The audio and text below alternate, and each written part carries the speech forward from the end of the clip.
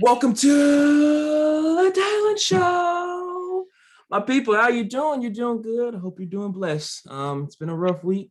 If you're still in school, I know you're feeling, man. We're going through exam weeks. We're going through the last couple of weeks of school.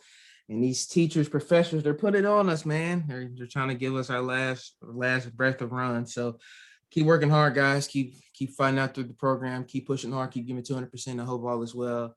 And I hope you get to enjoy this episode as much as I am. I'm not gonna lie to you. I'm pretty nervous for this one. I'm not gonna lie. My heart's been beating for about 25 minutes straight now.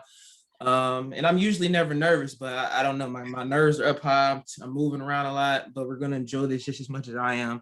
I've got my Razorback theme back on, and I get excited every time I have a former Razorback or even a current Razorback on. So everyone, join with me and clap on Mr. Ronnie Brewer Jr. Again, thank you, Coach. How's life as it is right now? I know we're still in the midst of a pandemic, and I know you got AAU ball in the midst. How's life right now treating you? How's AAU going? How's COVID treating you this so far? Under the current circumstances, it's not so bad. We found a way to work through COVID during the school year as far as teaching, attendance, and then, getting through the basketball regular season and the playoffs has been great. A lot of hard work and dedication to everybody that's, organized it to make it run as smoothly as it has. And then going forward, now we're in off-season basketball with the high school. Now I'm in full swing of AAU basketball, and it's been going as smoothly as possible, and, under the certain circumstances. Sorry. Coach, for anyone that might not know exactly who you are, Ronnie Brewer Jr., just give them a little overall background, who it is that you are, where you're from, what it is you're doing right now with your life, and just some things that you've been able to accomplish, and even some things that you're still doing now to make you who you are today. Yes, my name is Ronnie Brewer. I was born in Portland, Oregon, while my dad was playing for the Portland Trailblazers. Moved to Arkansas in 1989, where I currently reside as my hometown. I went from kindergarten through college here at Arkansas. I went to Butterfield Elementary, Woodland Junior High, Fayetteville High School, where I was All-State, All-Conference, All-American in high school. I then signed with the University of Arkansas. Sorry about that. University of Arkansas, where I went there for 3 years. I was freshman team, freshman All-American, first team All-SEC, All-American my sophomore year, first team SEC, my junior year, and All-American, and was blessed to be able to get drafted by the Utah Jazz with the 14th pick. And then here's professional basketball for Utah Jazz, Chicago Bulls, Memphis Grizzlies, the Oklahoma City Thunder, the Houston Rockets, Knicks, and then back to the Bulls. So I was kind of a journeyman. I spent 1 year in the G League, trying to get back in the league. And, my kind of story, life after basketball, I got into coaching, I got into teaching at my alma mater at Fayetteville High School, where I'm currently employed now. I started the Ronnie Brewer Foundation in 2008 to help at-risk kids. That details with our basketball camp, our blessings baskets, giving back Christmas presents, getting out food for Thanksgiving, back to school programs. We built a teen center and a basketball gym at the Boys and Girls Club, which a lot of people are able to utilize throughout the year. We did a coat drive. We did an array of things, and got into entrepreneurship as far as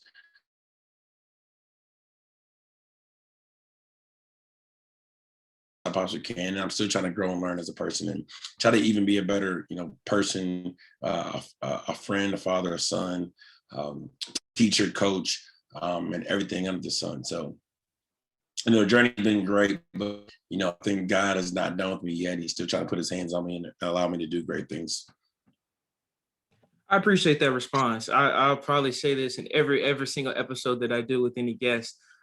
There's been times and points that I've asked, just to give them a quick background of who it is that they are, my guess who they are, so the listeners can get a more overview of who they are before we get into the whole story of who they are.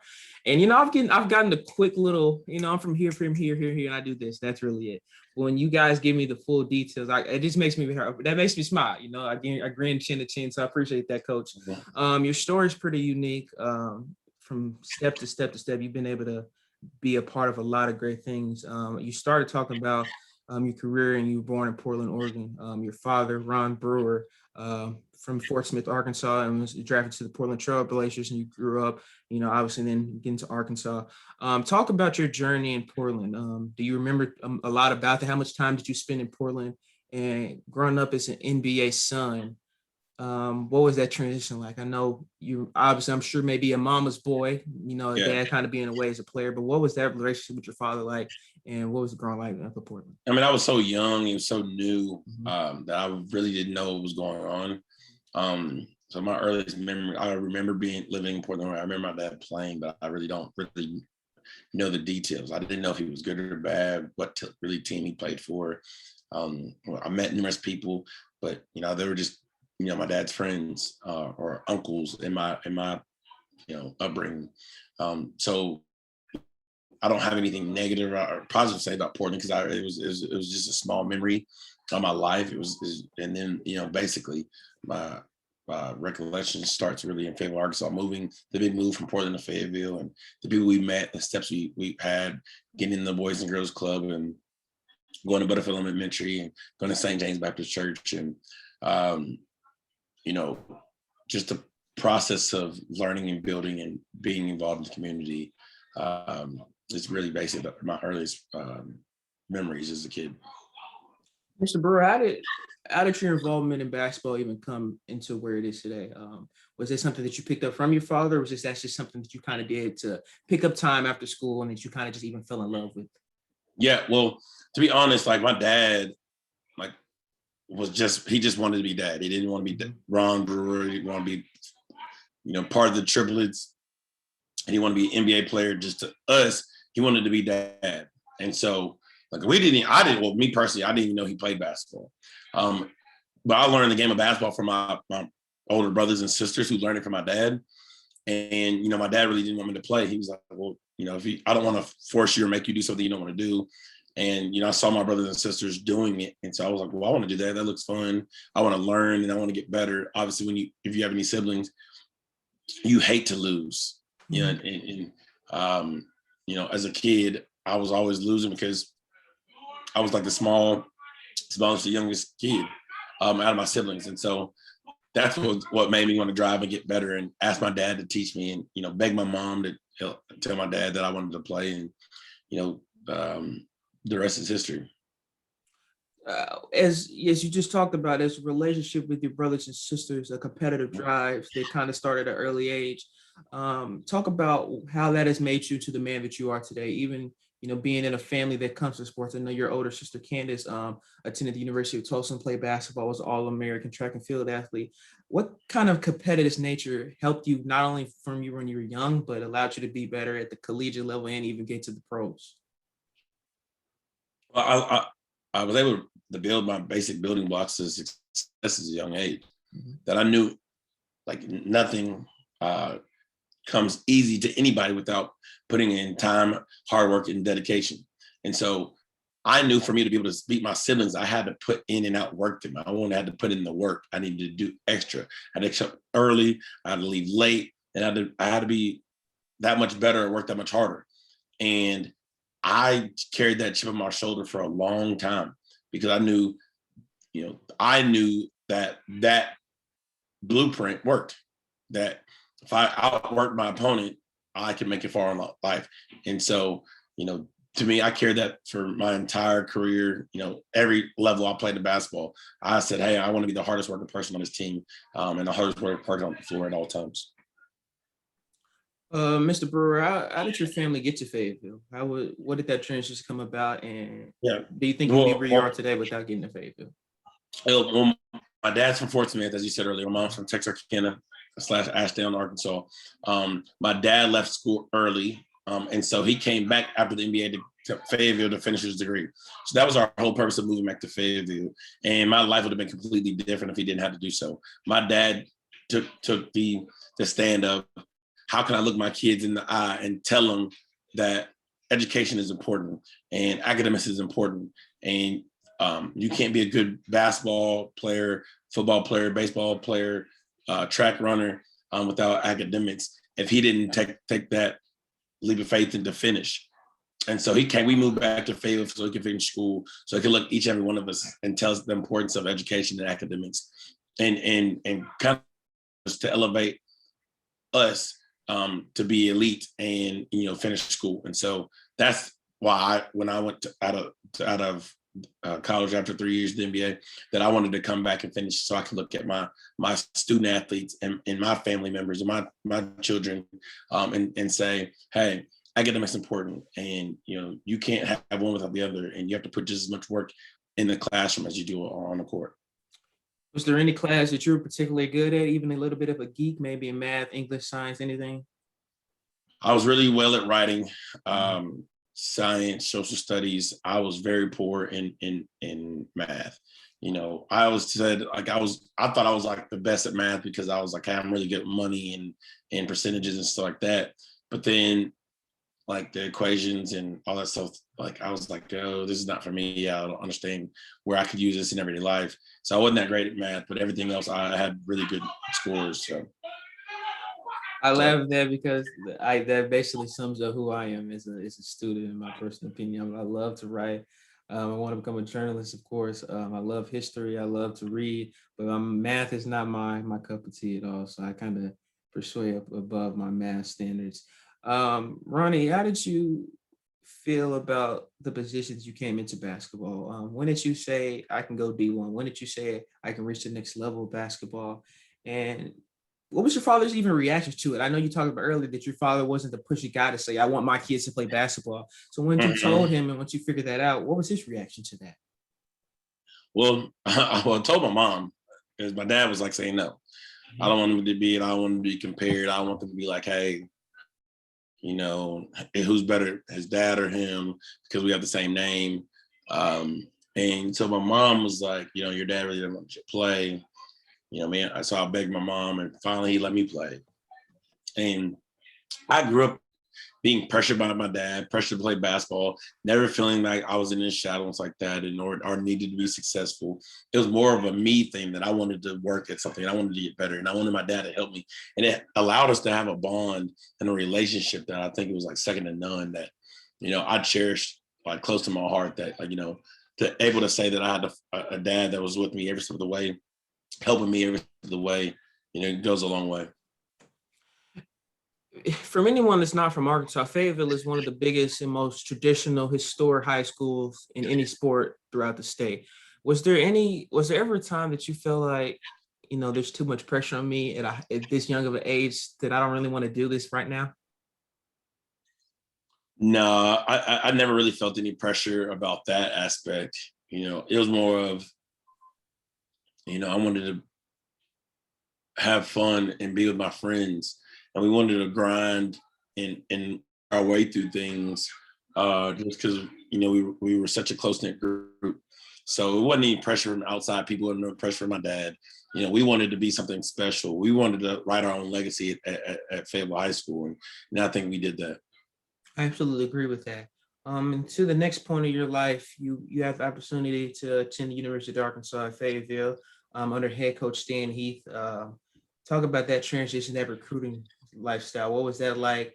What was your first school that you wanted to go to? Was Fayetteville the number one school of your option, or was it kind of a late bloomer? And what caught your eye about the field, and why was Stan Heath your personal option? Well, to be honest, Razorback basketball and Razorback athletics is like all I know. Like I'm a true Razorback fan in every sport, men's and women's, any sport. So it was always my first love. But as any person that's being courted or wanted or reached out or recruited by, you wanted to look at, is that your best option? So of course, Florida was an option. They ended up winning back-to-back national championships. The Uconn won national championship. Kansas is really good. North Carolina, Oklahoma State. those are all schools like I really thought I was going to go to. And, Nolan Richardson ended up getting fired. And I was like, man, that sucks, because I looked up to Nolan so much, and kind of Arkansas was on the back burner. I was like, well, I really don't want to go there. But literally Stan Heath and his staff got hired, and they recruited me harder than any team in the country. I mean, every day it was letters. When they could call legally, they could call. When they could see me in the gym, they would see me in the gym. When they come watch me play, they would come watch me play.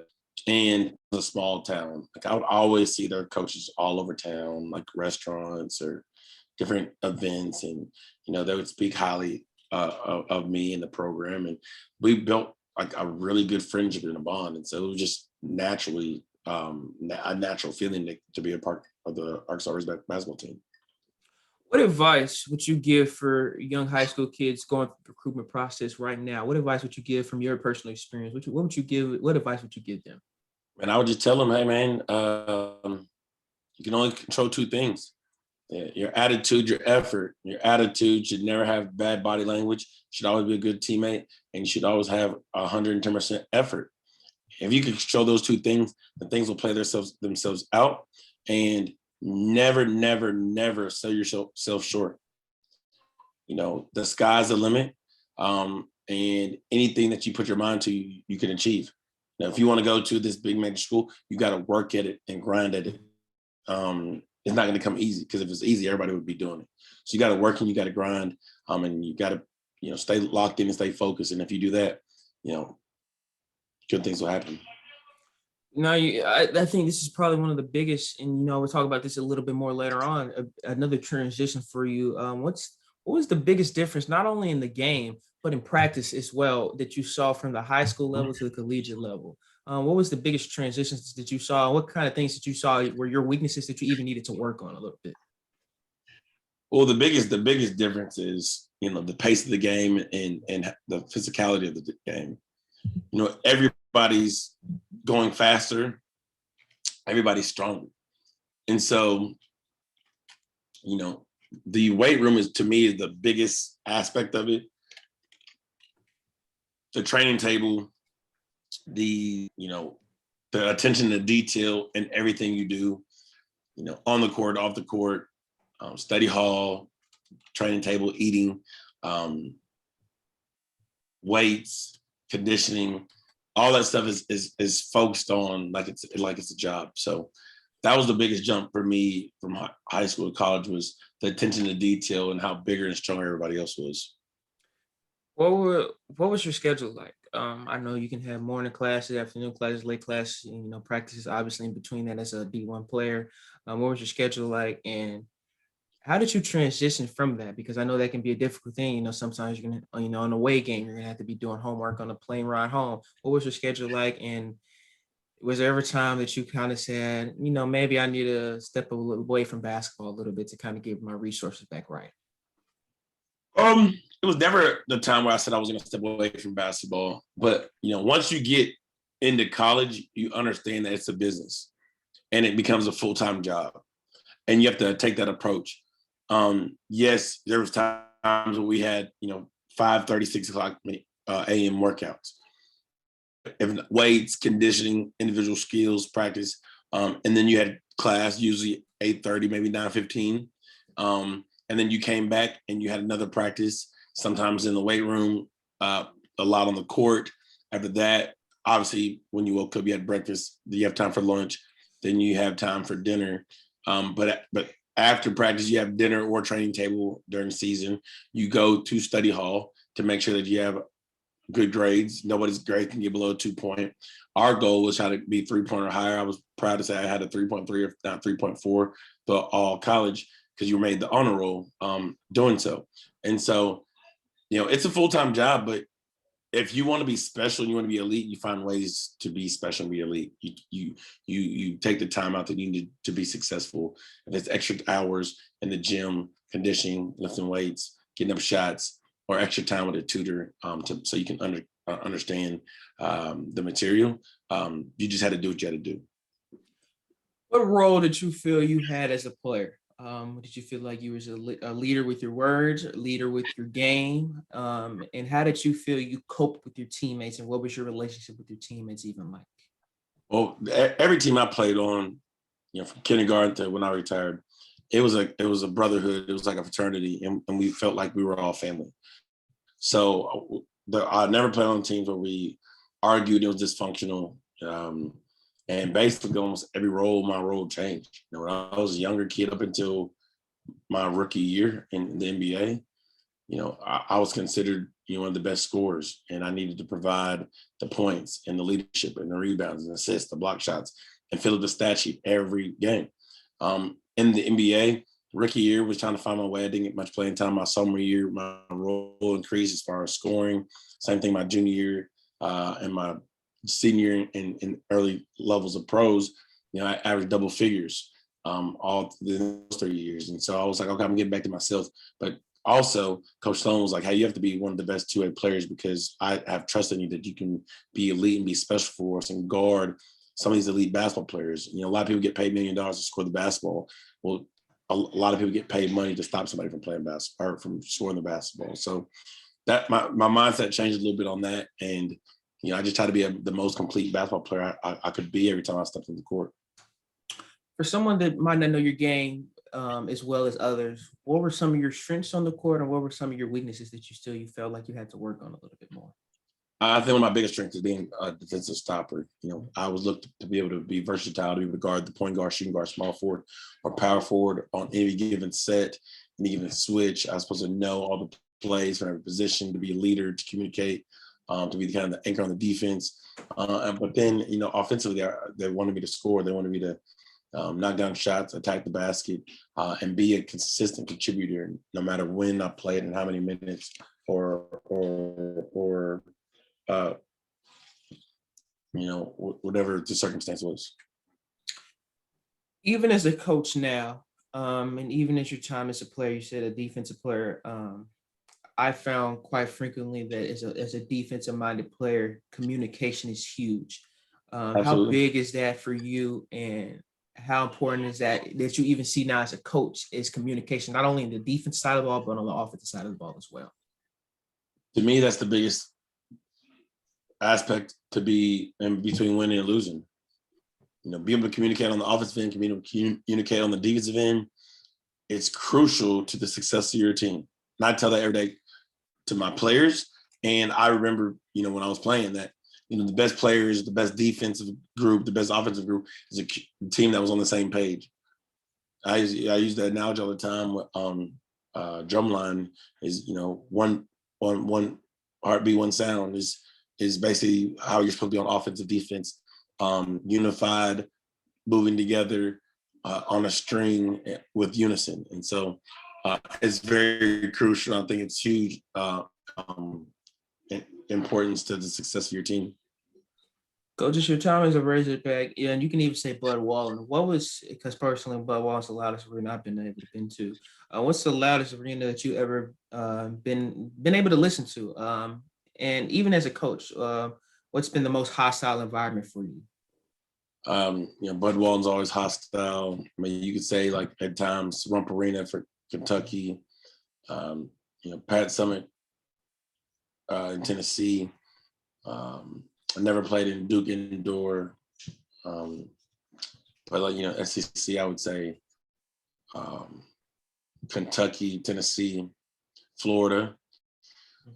In pro wise, the Believe team, Golden State, their crowd was pretty crazy when Baron Davis dunked on AK. It was always tough to play.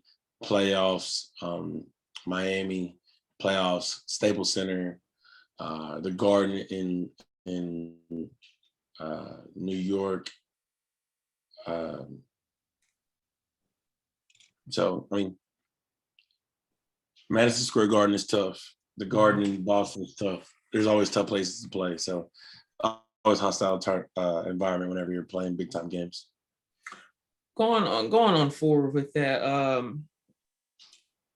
I think in the evolution of the game, I even talked about this last week with Kevin Richardson, who's a coach at the University of Illinois, and he talked to me about social media and how much, it can or cannot affect the players, the coaches. But what really people don't know is that stuff kind of really doesn't even affect them, because it affects them more personally, because how much time you guys spend watching film and practicing and doing things such as that.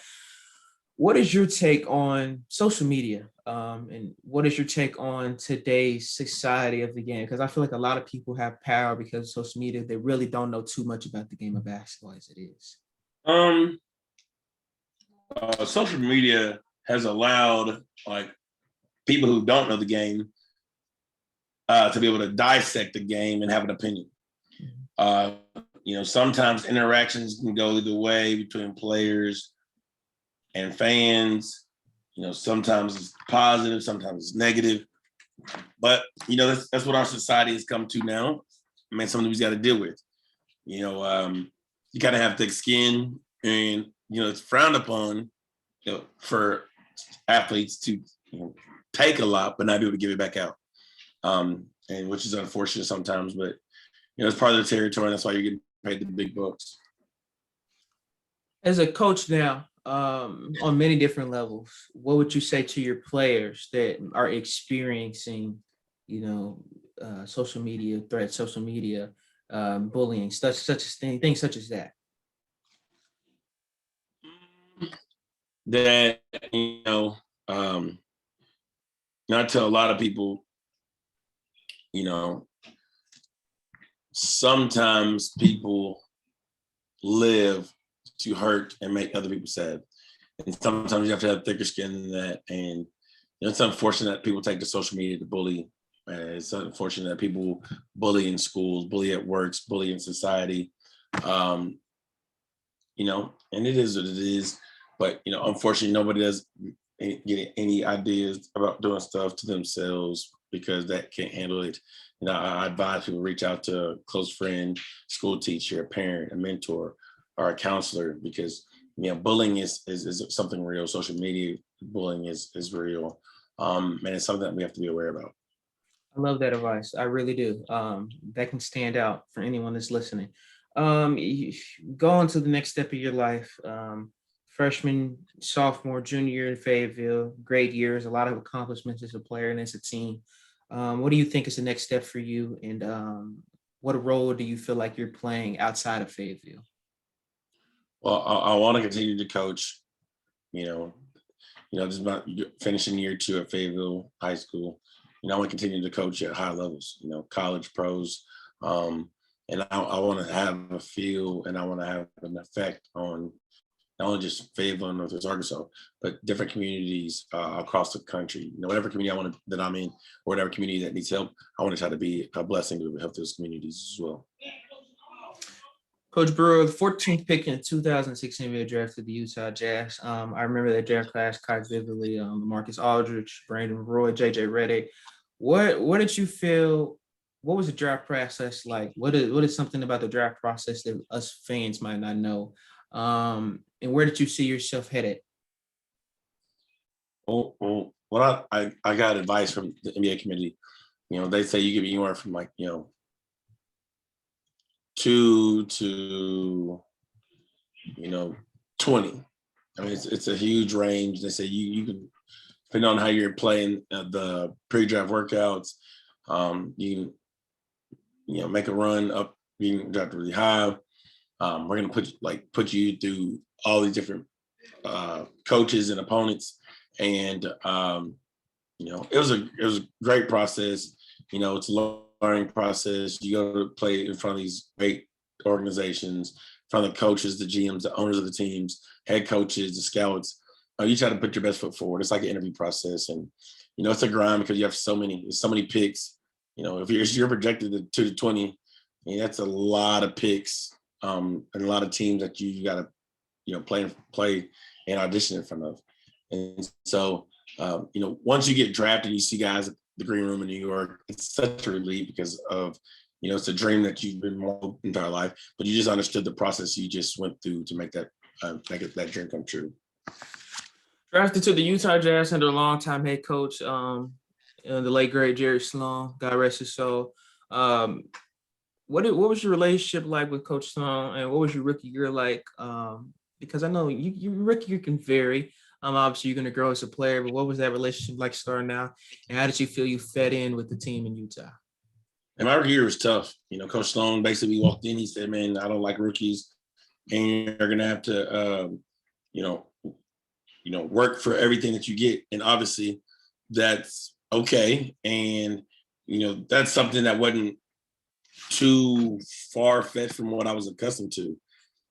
And I was like, man, I've worked for literally everything I've ever received in life, and so working hard and having to get what I had to get, and getting the trust of Coach Sloan was, wasn't anything that was over the top. And so, I enjoyed it. It was a process, and I loved the experience that I had in Utah.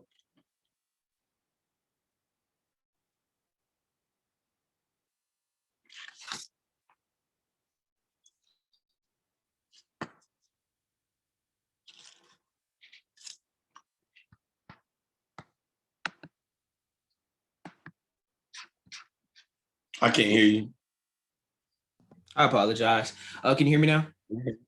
Yeah, I can hear you. I said, now going back a little bit, now kind of bringing it back, what was your transition like from the collegiate level to the NBA level? And did you still feel like your defense was the best part of your game? And what were some of the things that you picked up in the NBA that you never learned before?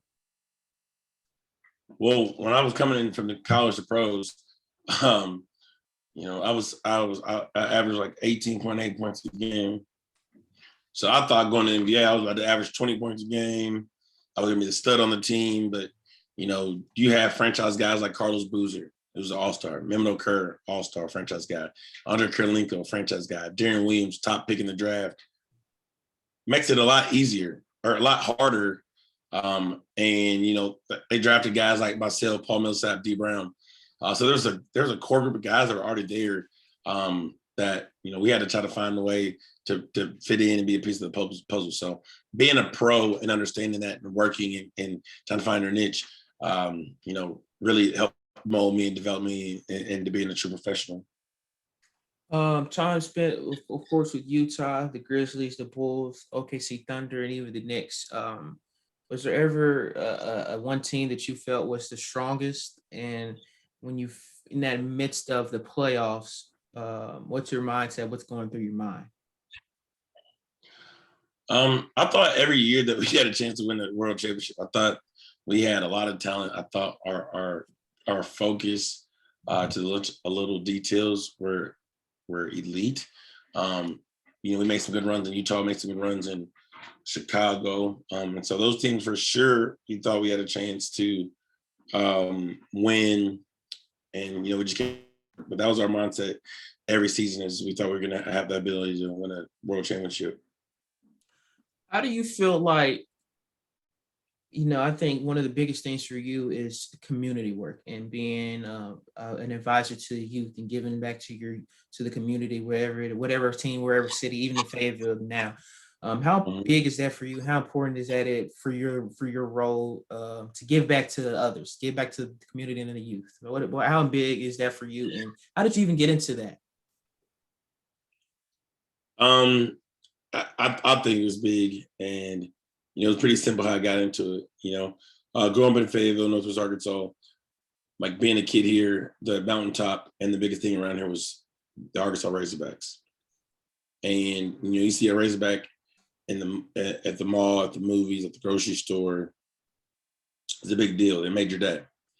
And so, I wanted to be somebody that the community saw, the kids could see, was a positive role model, was giving back, and made it out of Fayetteville, Arkansas.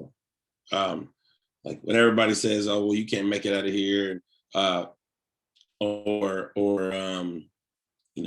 you got to be from the big city, or you got to go somewhere else to make it out, make it big, is not the truth. Because I'm a walking, living, breathing example of somebody who did come from Fayetteville and made it, and was very successful. When you think about that, what legacy are you trying to leave now that you're back in Fayetteville that is different from the time that you were in Fayetteville originally? I mean, I'm more present here. You know, I'm able to have and able to leave my fingerprint on so many young student athletes every day, so many students from teaching and coaching that before, you know, it was only through basketball camps. It was only through backpack giveaways. It was only through things at the Boys and Girls Club. It was only through like Christmas toys giveaway. So it was only a brief instance where I could help them in the moment.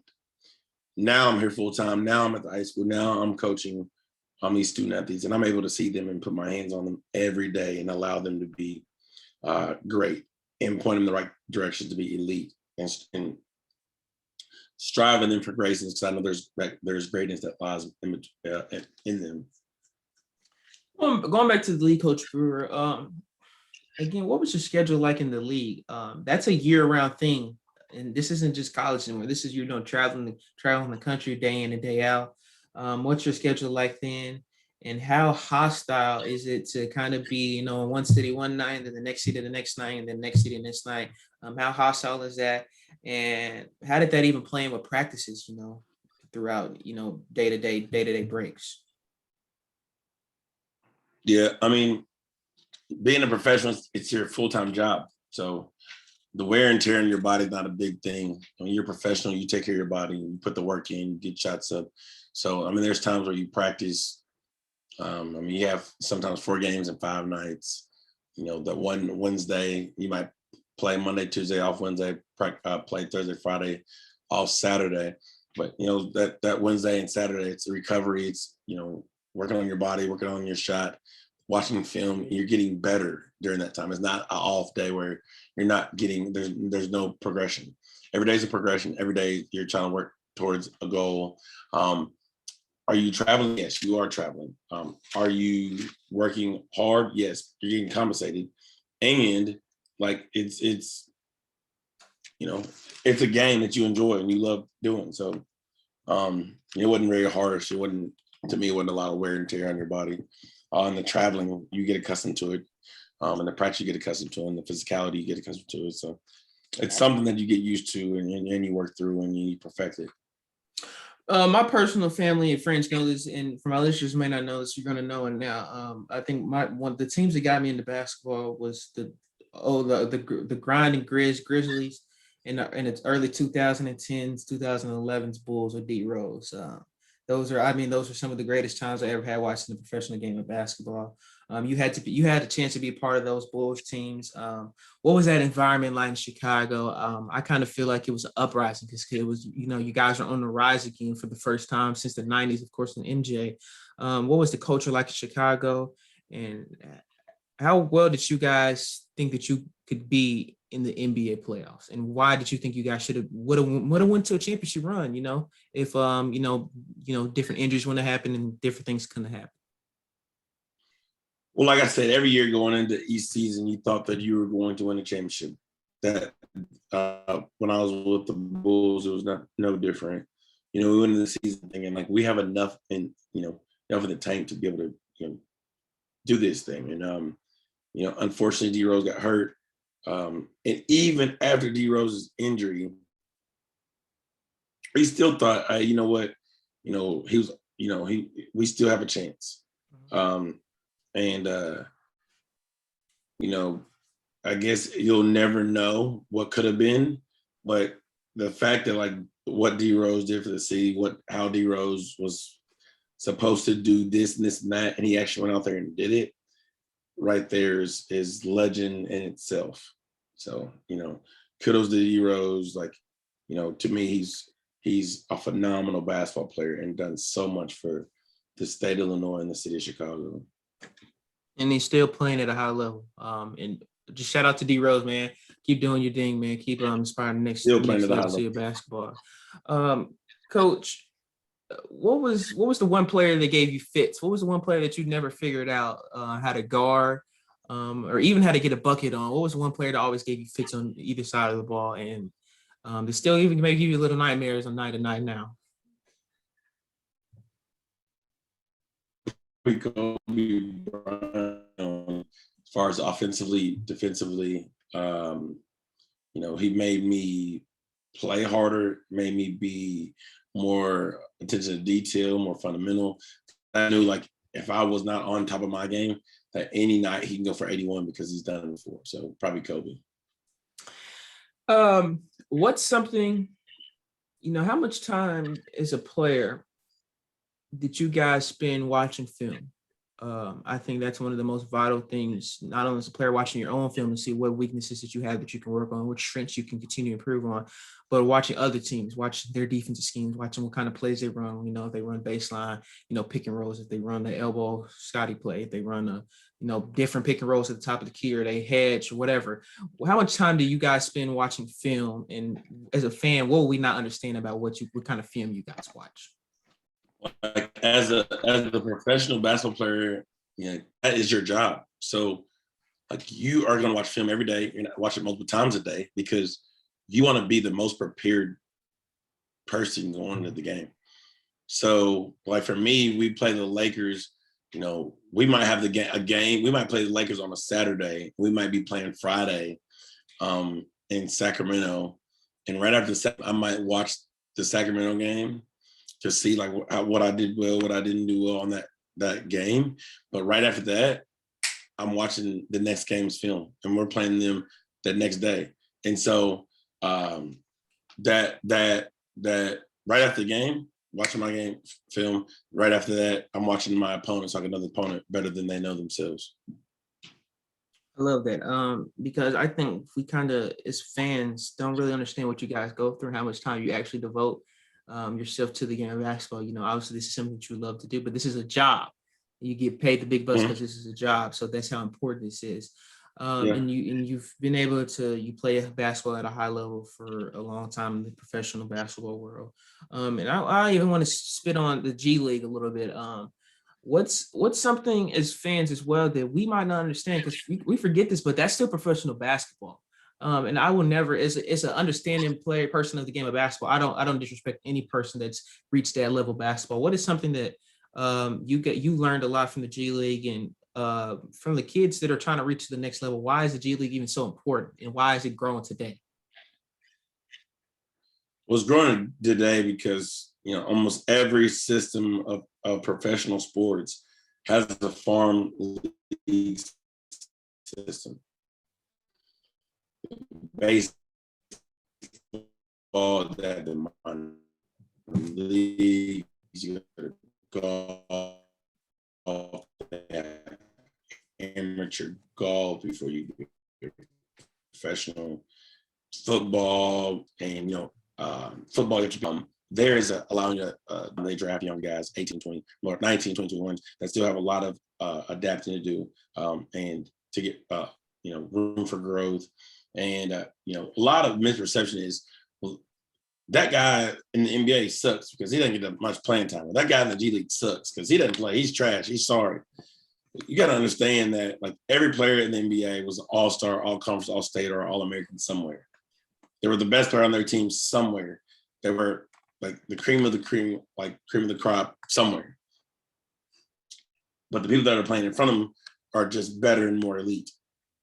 So that's one of the misperceptions. Like people think that just because you don't play in the NBA, that means you're trash or you're sorry or they can beat them or they're not that good. No, those dudes are really, really good. They're really, really good. I appreciate that. I think that's some vital stuff coming from a big basketball fan. I kind of tend to that a lot. That they sit on the bench, they might play in the G League, but I guarantee you, all my money in the world, they'll beat you 1-on-1 or 5-on-5, whatever Absolutely. It is. I guarantee it. I have no doubts about it. You transitioned to life after basketball now. You talked about earlier your foundation. I really wanted you to speak on that. I talked about the Thanksgiving food drive and your Christmas food drive, but expand a little bit more for the listeners, what it is your foundation does. And is there any way that any people can even help with your foundation, whether they live in Fayetteville or not, or even just in the state of Arkansas, anywhere around the country? Well, I'm an open book with almost everything I do. You can go to RonnieBrewerJr.com. It'll give you a kind of a spiel about what my foundation is all about. We help at-risk kids, in ways as far as, mentorship, if it's on the basketball court, if it's at the Boys and Girls Club, at the Teen Center. We would, like I said before, we have an array of different programs that we run throughout the for as far as like uncooked food for Thanksgiving, and we also have a meal that we do girls club where we volunteer with the salvation. We do as far as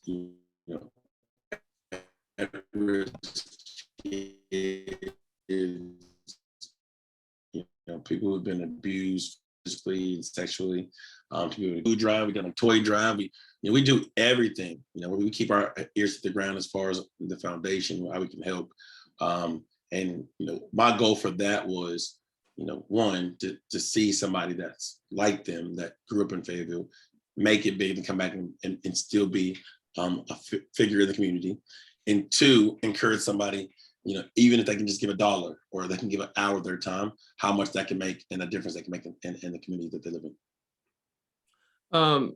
If you don't mind, I know you kind of just ran over through a big chunk of that, but just giving a little bit more of an overview, because it kind of, the connection kind of paused a little bit and I know it stuck up. I just want you to go back over it again. I apologize.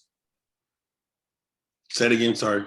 Could you go over just a little bit more, go back to what you said over again, because I know it kind of froze up when you were talking about it, and I wanted the listeners to get a full overview of what it is that your foundation is. But you can go to RonnieBrewer.com again, as he said before he started, to kind of get more of a detail about his foundation. Yes, so like I said, go to RonnieBrewer.com. It gives an outlay of like what our a lot of people. We have done stuff for, back to school supply,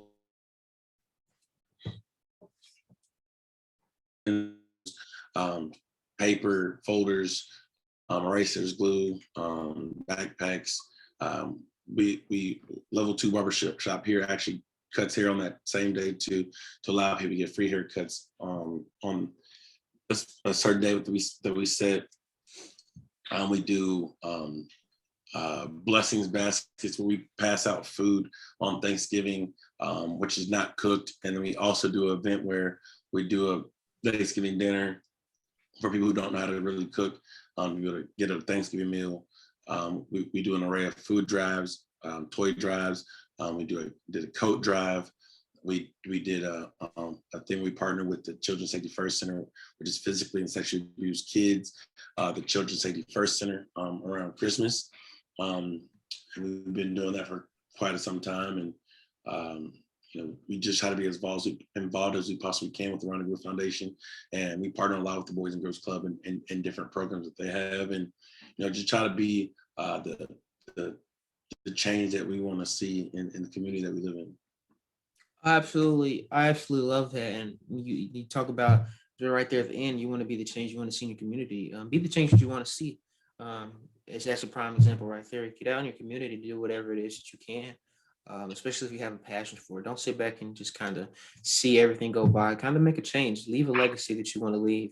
And Coach Brewer, now you're back at Fayetteville High School as an assistant coach for the basketball team, and as a teacher as well. Talk about how you got back into Fayetteville. What was that relationship like, and why did you feel like it was your time to come back home? Well, Fayetteville was always going to be home, but the reason I ended up at Fayetteville High School was, Coach Brad Stamps, who's the current head coach, and Nick Bradford, who's the current assistant coach up there. Stamps that he, would love for me to join the staff, and it was kind of a match made in heaven. I wanted to be a basketball coach, and nobody to start off as your alma mater with 2 of your mentors and your close friends. Coach, you even you have an opportunity now to be a part of the Woodz Elite basketball team, the AAU team. Talk about that coaching standpoint now, and How have you been able to see your players grow throughout this time? And what's the next step do you think for them as a player? And what's your next step as a coach as well? I was brought in by a close friend of mine, Marcus Monk, older brother of Malik Monk, who went to Kentucky from Lepanto and went to Bentonville, to see if I wanted to coach and volunteer in this AU program. And, my job, I want to be able to help promote and help kids out of the state of Arkansas. I want them, when I say I want them to get out the state of Arkansas, that doesn't mean I don't want them to sign with Arkansas Little Rock, or Arkansas State. But I want them to make out their current situation occurred in certain current community to reach a platform where they can get free education by way of academics. And so I try to promote and help as many kids as I possibly can in the state. Coaching for the Woodz Elite EYBL program has been a blessing. Be able to help these kids develop into not only great basketball players, but young student athletes, and build them up on and off the court to be successful young men in the community in their respective schools. For anyone that might not know what it is that the kind of AAU system is and what you guys do for Woodz Elites, what goes into that, and how have you seen it help transform kids to get to the next level? Well, the Woodz Elite EYBL, EYBL stands for Elite Youth Basketball League. So each and every weekend you're playing against top talent. We're helping with, ACT, SAT stuff on, we do study hall, we do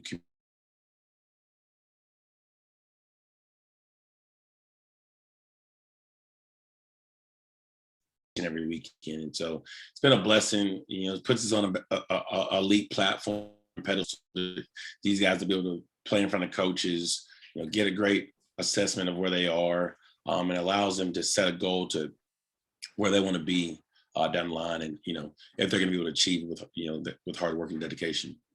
That's a great insight. I don't think a lot of people understand that, this is like an academic advisor as well, too, helping them reach higher academic achievements as well. I think that's very important. As I want to wrap up, Coach, I like to give my purpose in life is try to leave a great legacy on the next generation and even my peers. So for anyone, down the road that's trying to figure out what Ronnie Brewer is and who he is and what he stands for, what's the legacy that you want to leave? What do you want people to always remember about you, no matter what? Man, that he's the type of guy that would take the shirt off his back and give it to the next person. He would want to promote and allow people to be the best person they possibly can to reach their goals. Would support anybody in every endeavor that they choose to. Guy that's willing to work to allow them to achieve that. And for me, it's simple because it's genuine and it's me trying to do the right thing. And so that's all I'm trying to do is do the right thing, try to help people reach goals that I was able to reach, and just point them in the direction on things that might allow them to reach their goals of success. And it's not super hard, but to me it's just doing the right thing and helping people who need to be helped. A very compassionate man, and I appreciate you again, Coach, for giving me the opportunity to come sit down with you. It truly means a lot to me. Any shout outs you want to give to anybody? Man, just shout out to East Dem, shout out to Little Rock, shout out to Fayetteville, shout out to you, man. You're doing big things. This your show, man. I love seeing young people, doing great things. I feel like your hard work and dedication and perfecting your craft is going to take you a long way. You be able to show, your progression, show to show, guest to guest, is you're ahead of the curve, man. And I'm proud of you for doing that. And shout out to the Woodz Elite, shout out to Fayetteville High School, Fayetteville Purple Dogs varsity basketball team, and just my family. I love everybody, and I try to be the best I possibly can, but I also like to see be the change that I want to see in the community as well. I truly do appreciate that. Those words of encouragement.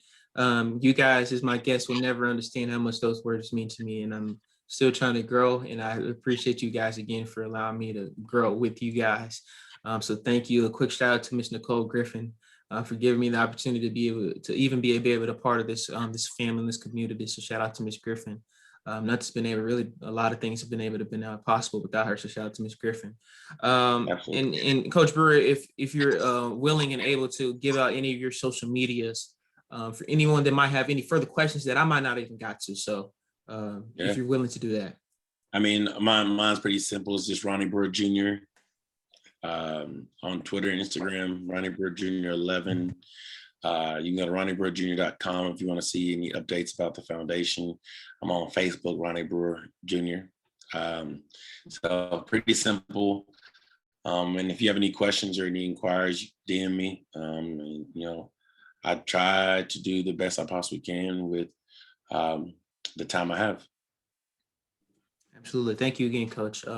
We wish the best for you and your family and the coaching staff there, Fayetteville and Woodz Elite. We wish the guys nothing but safe travels throughout the summer. Go ahead and keep doing what you're doing, man. You change your lives, and no stopping now. This is truly only the beginning, so keep doing what you're doing, keep changing lives, and God bless to you and the family, man. All is well, man. Thank you. I really, man. You have a good rest of your evening. Anytime, man. Thank you guys for tuning in. We appreciate you. We appreciate the love. Woo Pig Suey, man. And God bless everyone. See you guys next week. Take care, everyone. All right.